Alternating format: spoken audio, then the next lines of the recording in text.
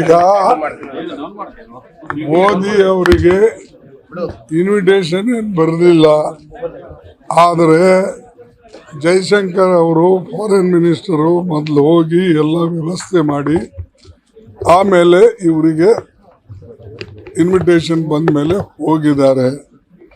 ಈಗ ಅವರೇ ಮೋದಿ ಅವರು ಸ್ವತಃ ಹೇಳ್ಕೊಂಡಿದ್ದಾರೆ, ನನ್ನ ಹಳೆ ಗೆಳೆಯ ಮತ್ತು ನನಗೆ ಹಿಂದೇನು ನಮ್ಮ ಇಬ್ಬರ ಮಧ್ಯದಲ್ಲಿ ಮಾತಾಡಿತ್ತು, ಈಗ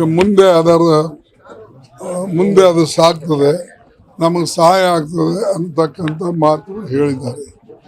ಆದರೆ ಮೋದಿಯವರು ಮತ್ತು ಟ್ರಂಪ್ ಇಬ್ಬರು ಬಹಳ ಸ್ನೇಹಿತರಾಗಿದ್ದಿದ್ರೆ ಫೋನ್ ಮೇಲೆ ಅವ್ರು ಹೇಳಬೇಕಾಗಿತ್ತು, ನಮ್ಮ ದೇಶದಲ್ಲಿ ಇರ್ತಕ್ಕಂಥ ಏನು ಮೈಗ್ರೇಟ್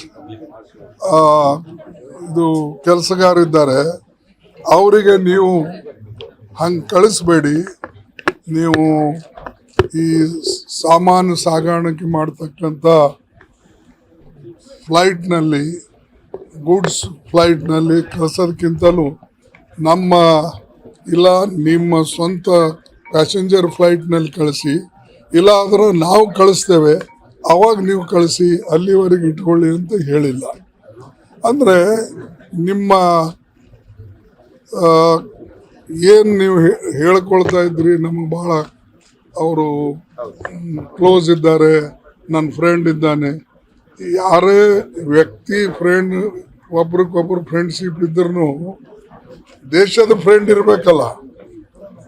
ಮುಖ್ಯ ಇರೋದು ಎಲ್ಲರೂ ಕೂಡ ಒಬ್ರಿಗೊಬ್ಬರು ಪರಿಚಯ ಇರ್ತಾರೆ, ಅದರ ಅರ್ಥ ನಮ್ಮ ದೇಶದ ಬಗ್ಗೆ ಅಷ್ಟೇ ಕಾಳಜಿ ವಹಿಸ್ತಾರೆ ಅಂತ ಇಲ್ಲ.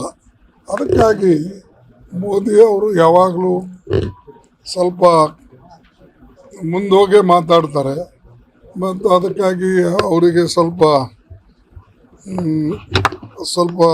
ಸುಳ್ಳು ಹೇಳತಕ್ಕಂಥದ್ದು ಅವರಿಗೆ ಸ್ವಲ್ಪ ಒಂದು ಏನು ಹೇಳ್ತೀರಿ ಹ್ಯಾಬಿಟ್ ಇದೆ. ಅದಕ್ಕಾಗಿ ಅಂಥ ರಿಸಲ್ಟ್ ಏನು ಬರೋದಿಲ್ಲ. ಮತ್ತು ಈಗಾಗಲೇ ಅವರು ಹೆದರಿಕೆಯನ್ನು ಹಾಕಿದ್ದಾರೆ, ಏನಂತ, ಯಾರ್ಯಾರು ಯಾವ್ಯಾವ ದೇಶದಿಂದ ಇಂಪೋರ್ಟ್ ಮಾಡ್ಕೊಳ್ತೇವೆ ಅದ್ರ ಮೇಲೆ ನಾವು ಟ್ಯಾರಿಫ್ ಹೆಚ್ಚಿಗೆ ಹಾಕ್ತೇವೆ ಅಂಥೇಳಿ ಎಲ್ಲ ದೇಶಗಳಿಗೆ ಹೆದರಿಸಿ